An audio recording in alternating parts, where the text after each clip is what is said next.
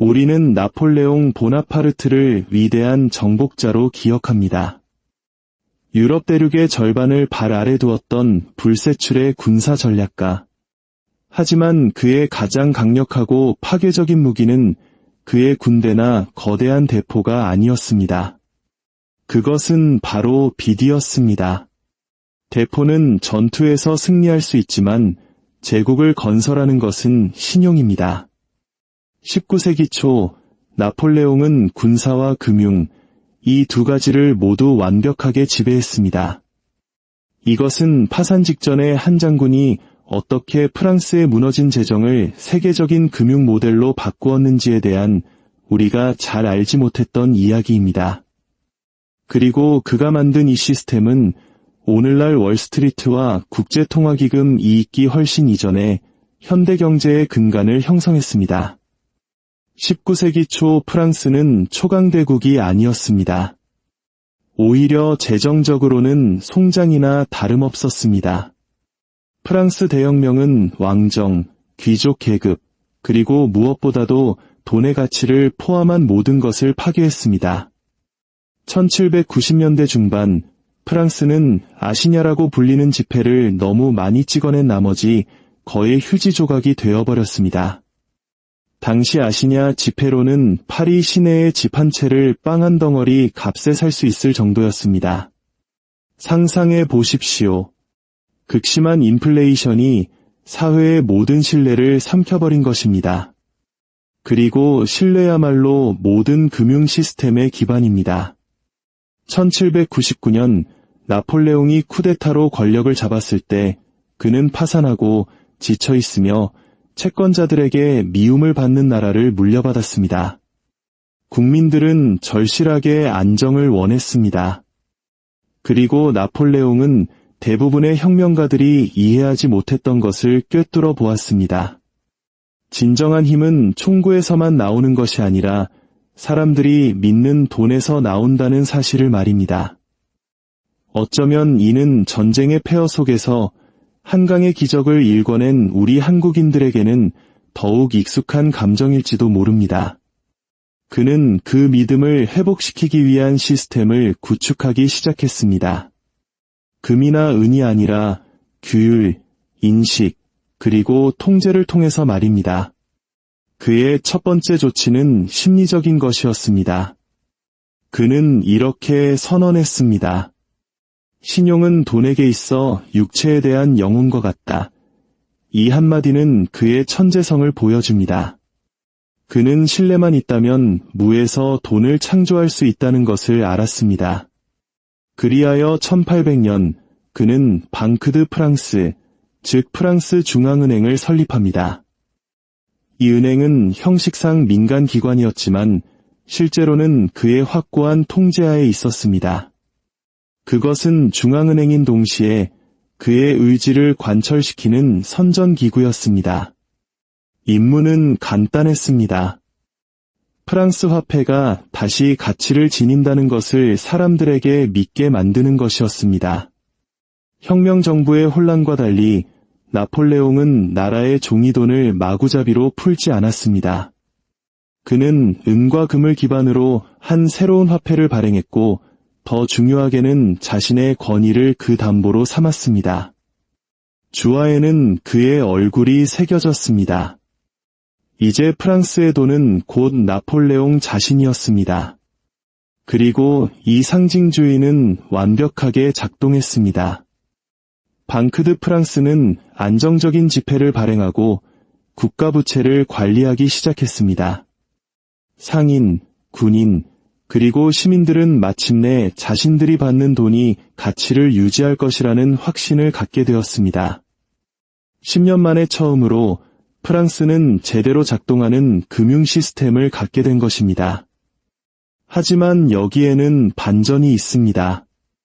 이것은 단순히 경제에 관한 이야기가 아니었습니다. 이것은 통제에 관한 이야기였습니다. 나폴레옹은 자유시장을 원하지 않았습니다. 그는 자신이 지휘할 수 있는 거대한 기계를 원했습니다. 은행은 그에게 보고했고 은행의 정책은 그의 전쟁을 위해 복무했습니다. 곧 돈과 군대는 하나의 거대한 시스템으로 통합되었습니다. 전쟁은 막대한 비용이 듭니다. 그리고 나폴레옹의 전쟁은 그야말로 천문학적인 자금을 필요로 했습니다. 이탈리아에서 오스트리아, 프로이센, 그리고 러시아에 이르기까지 그는 무기, 말, 식량, 그리고 병사들을 위한 자금이 끊임없이 흘러들어오는 강을 필요로 했습니다. 하지만 그에게는 그만한 금이 없었습니다. 대신 그에게는 금보다 더 나은 것이 있었습니다. 바로 신용이었습니다. 나폴레옹은 현대 정부가 여전히 사용하는 속임수를 완성했습니다. 바로 미래의 승리를 담보로 돈을 빌리는 것입니다. 그는 정부 채권을 발행하여 정복 전쟁 후 상환을 약속했습니다. 상인들과 은행가들은 그의 성공에 돈을 걸며 이 채권을 사들였습니다. 승리할 때마다 신뢰는 높아졌고 새로운 조약이 체결될 때마다 채권의 가치는 치솟았습니다. 그의 전쟁은 말 그대로 그가 계속 이기는 한 스스로 자금을 조달했습니다. 이것은 번영에 대한 자기 충족적인 환상이었습니다. 전쟁이 빚을 만들고 빚이 돈을 만들고 돈이 더 많은 전쟁을 낳는 끝없는 순환. 그리고 나폴레옹은 그 거대한 오케스트라의 마에스트로였습니다. 그의 뒤에는 이 게임의 본질을 이해한 새로운 금융가 계층이 있었습니다. 가브리엘 줄리앙 우브라르나 페레고 형제 같은 인물들은 로스차일드 가문이 등장하기 이전의 로스차일드였습니다. 그들은 나폴레옹의 원정에 투기하고 그의 전쟁 채권을 거래했으며 해상 봉쇄를 뚫고 금을 운반하는 것을 도왔습니다. 금융은 조용하고 보이지 않지만 전장만큼이나 치명적인 제2의 전쟁터가 되었습니다. 나폴레옹은 그들을 동맹인 동시에 도구로 보았습니다. 그는 돈에는 조국이 없다. 금융가들은 애국심도 품위도 없다고 말한 적이 있지만 그는 그들이 필요했고 그들 역시 그가 필요했습니다.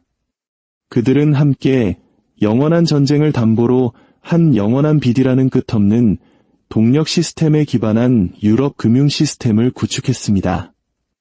하지만 이 기계에는 어두운 이면이 있었습니다.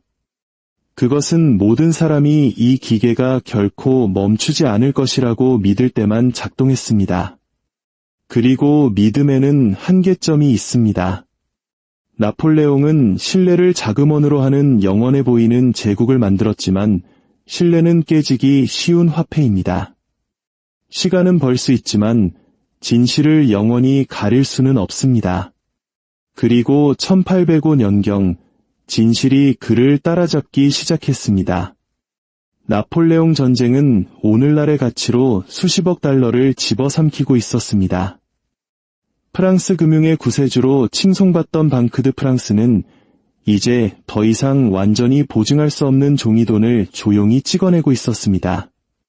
승리할 때마다 새로운 영토가 생겼지만 새로운 비용도 발생했습니다.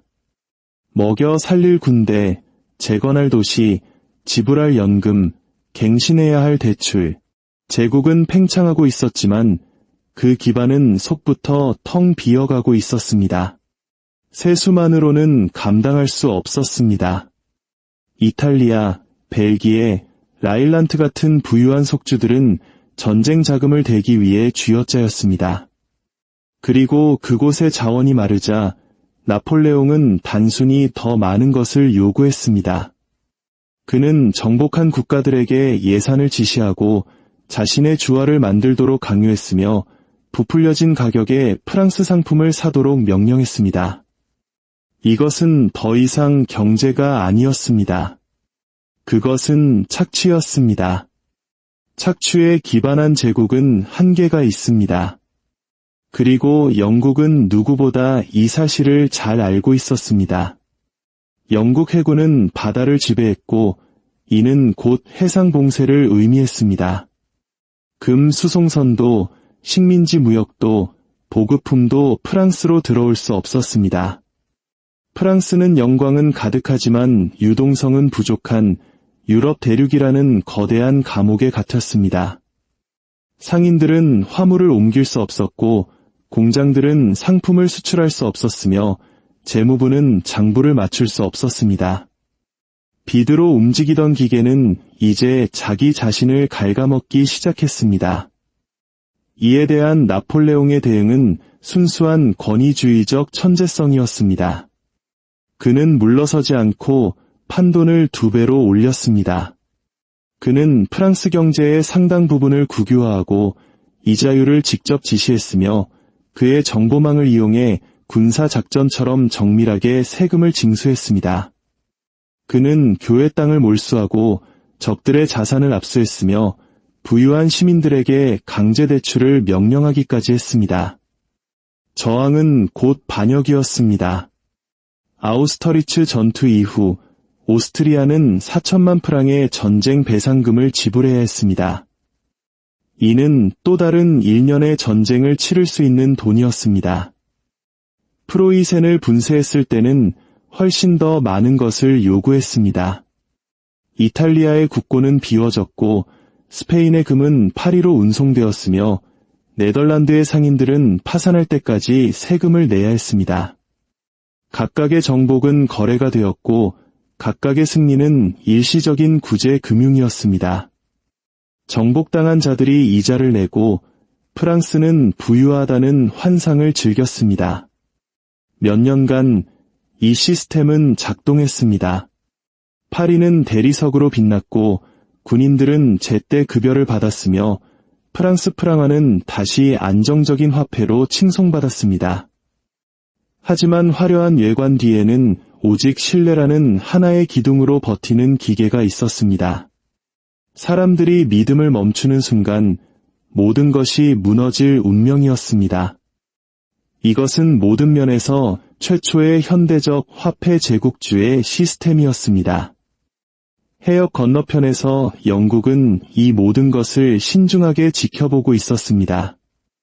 영국인들은 나폴레옹이 무엇을 만들고 있는지 정확히 이해했고 그것을 두려워했습니다. 하지만 그들은 동시에 그 시스템의 약점도 보았습니다. 그래서 그들은 더 나은 것을 만들었습니다. 한 세기 전에 설립된 영란은행은 정복이 아닌 신뢰에 기반한 경쟁 제국의 심장이 되었습니다. 나폴레옹이 국가들에게 자금 지원을 강요하는 동안 영국은 투자자들을 초대하여 영국의 성공으로부터 이익을 얻게 했습니다. 콘솔이라 불리는 영국 국채는 유럽의 안전 자산이 되었습니다. 귀족, 상인, 심지어 외국의 통치자들까지 영국의 신용이 어떤 위기에서도 살아남을 것이라 믿으며 런던으로 돈을 쏟아부었습니다. 나폴레옹의 시스템이 금융의 독재였다면 영국의 시스템은 빚의 민주주의였습니다. 그리고 그 차이는 결정적이었습니다. 프랑스가 치르는 모든 전쟁은 더 많은 강압, 더 많은 빚, 그리고 한 사람의 천재성에 대한 더 많은 믿음을 요구했습니다. 반면 영국이 치르는 모든 전쟁은 그들의 제도, 해군, 시장, 그리고 통화를 더욱 강화시켰습니다. 나폴레옹은 명령으로 통치했고 영국은 신뢰로 통치했습니다. 이것이 바로 트라팔가르나 워털루 전장이 아닌 유럽의 채권 시장과 대차대조표에서 벌어진 진짜 전쟁이었습니다. 더 오래 돈을 빌릴 수 있는 제국이 살아남고 다른 사람들이 믿는 종이를 발행할 수 있는 제국이 세계를 지배하게 될 것이었습니다. 1806년 나폴레옹은 대륙 봉쇄령으로 경제적 반격을 시도했습니다. 영국의 무역을 질식시키기 위해 고안된 광범위한 금수 조치였습니다. 그러나 통제에 의존하는 제국은 항상 저항의 힘을 과소평가합니다. 영국은 단순히 무역로를 미주, 인도, 아시아로 돌렸습니다. 그 결과 영국의 목을 조르려던 대륙 봉쇄령은 오히려 프랑스와 그 동맹국들의 숨통을 죄었습니다. 설탕, 커피, 직물 같은 생필품 가격이 치솟았고 공장은 문을 닫았으며 암시장이 번성했습니다. 결국 1812년 환상은 깨지기 시작했습니다. 나폴레옹의 군대는 여전히 행진했지만 그들은 신용 위에서 행진하고 있었습니다. 가치를 잃어버린 돈으로 급여를 받고 보급품은 배급되었으며 사기는 떨어졌습니다. 그가 러시아를 침공했을 때 그는 군대를 이끈 것이 아니라 눈 속으로 금융적 환상을 이끌고 간 것이었습니다. 러시아 원정은 장엄하게 실패했고 그와 함께 제국의 마지막 신용 한도도 무너졌습니다. 신뢰라는 화폐는 이처럼 연약합니다. 우리 역시 1997년 뼈아픈 외환위기를 겪으며 국가의 신용이 무너지는 것이 얼마나 무서운 일인지 경험했습니다. 나폴레옹은 한때 신용이 불멸이라고 믿었던 사람이었지만 이제 모든 의미에서 파산했습니다. 그의 제국은 스스로를 먹어치운 것입니다. 하지만 역사는 그 설계자를 지우지 않습니다. 패배 속에서도 나폴레옹의 금융 시스템은 살아남았습니다. 그의 몰락 후 복귀한 옛 왕정들은 방크드 프랑스를 해체하지 않았습니다. 그들은 그 힘을 이해했습니다. 신용의 흐름을 통제하는 자가 국가를 통제한다는 것을 깨달았던 것입니다. 그래서 그들은 그것을 유지하고 개선했습니다. 방크드 프랑스는 이후 모든 주요 중앙은행의 모델이 되었습니다. 프로이센은 그것을 모방했고 오스트리아는 연구했으며 러시아는 부러워했습니다. 대서양 건너 젊은 미국조차 지켜보며 배웠습니다. 그러나 가장 큰 수혜자는 프랑스가 아닌 영국이었습니다.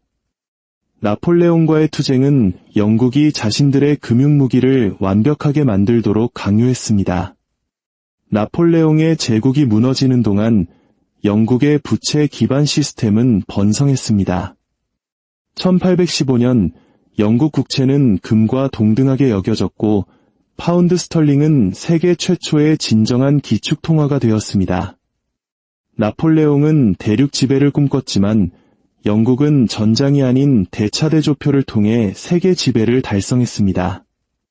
잔인한 아이러니컬하게도 나폴레옹의 금융전쟁이 그의 적의 승리를 만들어준 셈입니다. 오늘 이야기가 여러분께 새로운 관점을 제시했다면 이 지식의 여정을 주변 분들과도 나눠주시길 바랍니다. 여러분의 공유와 구독은 저희가 더 깊이 있는 역사 이야기를 만드는 데 큰 힘이 됩니다. 나폴레옹이 남긴 가장 위대한 유산은 그의 전투나 정복, 심지어 몰락도 아니었습니다. 그가 남긴 돈의 설계도였습니다. 정치적 의지와 금융 통제의 융합, 오늘날의 전쟁에서 이기기 위해 내일의 돈을 쓸 수 있다는 생각, 그리고 빚이 성장을 영원히 촉진할 수 있다는 믿음. 그 믿음은 오늘날 우리 세계를 정의합니다. 모든 현대 정부는 약속을 지키기 위해 돈을 빌리고 모든 중앙은행은 붕괴를 피하기 위해 돈을 찍어냅니다. 우리는 나폴레옹이 만든 기계 안에서 살고 있는 것과 같습니다. 그가 개척한 부채 시스템은 멈추지 않았습니다. 단지 유니폼과 깃발, 그리고 이름만 바뀌었을 뿐입니다. 하지만 역사는 나폴레옹이 무시했던 경고를 속삭입니다. 빌린 신뢰 위에 세워진 모든 제국은 결국 같은 종말을 맞이한다는 것을, 침략이나 혁명이 아니라 믿음이 바닥났을 때 찾아오는 침묵과 함께 말입니다. 나폴레옹 보나파르트는 단순히 유럽의 지도를 다시 그린 것이 아닙니다. 그는 돈의 지도 자체를 다시 그렸습니다. 그리고 오늘날 우리가 살고 있는 중앙은행, 무한한 부채, 그리고 통제된 신뢰 시스템은 어쩌면 그가 결코 잃어버리지 않은 제국일지도 모릅니다.